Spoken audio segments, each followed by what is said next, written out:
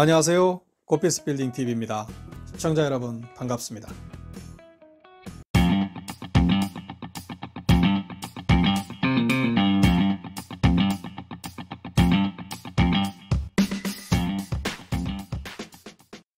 오늘은 입주권과 분양권의 차이에 대해서 이야기 나눠볼까 합니다.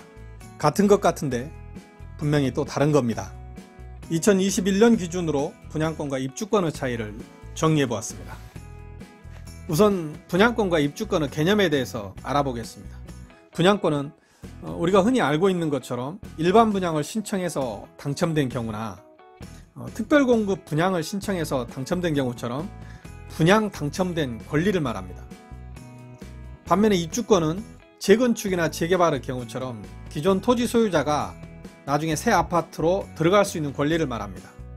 입주권이나 분양권이나 모두 아파트를 취득할 수 있는 권리인 점에서는 동일합니다.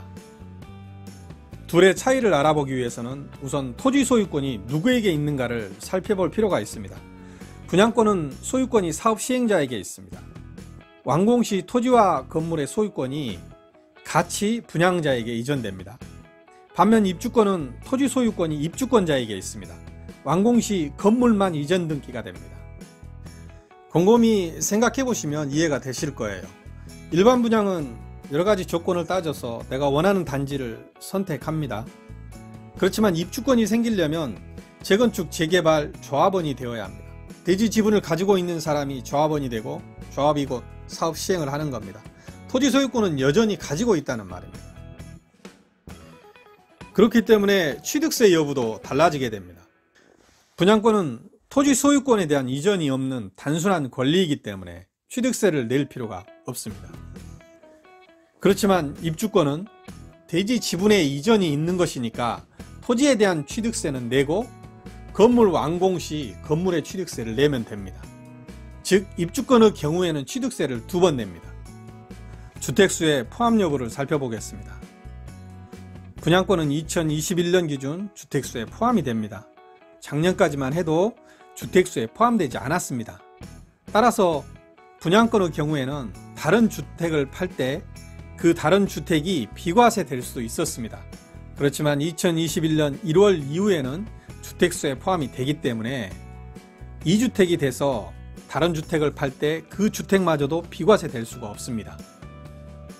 입주권은 주택수에 포함이 됩니다. 새로 바뀐 건 아니고요. 종전부터 계속 주택수에 포함이 되었기 때문에 1주택 비과세 혜택을 받을 수 없습니다. 이번에는 분양권과 입주권에 관한 양도소득세의 차이를 알아보겠습니다. 먼저 제가 정리한 표를 잠깐 띄워놓고요. 표를 보시면서 설명을 들으실게요.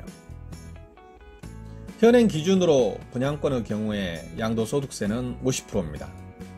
그에 반해 입주권은 1년 미만은 40%, 1년 이상이면 기본세율인 6%에서 42%만 내면 됩니다.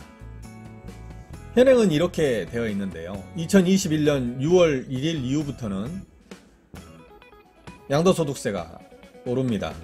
분양권의 경우에는 1년 미만이면 70%, 1년 이상이면 60%, 10%에서 20% 정도가 상승을 했고요.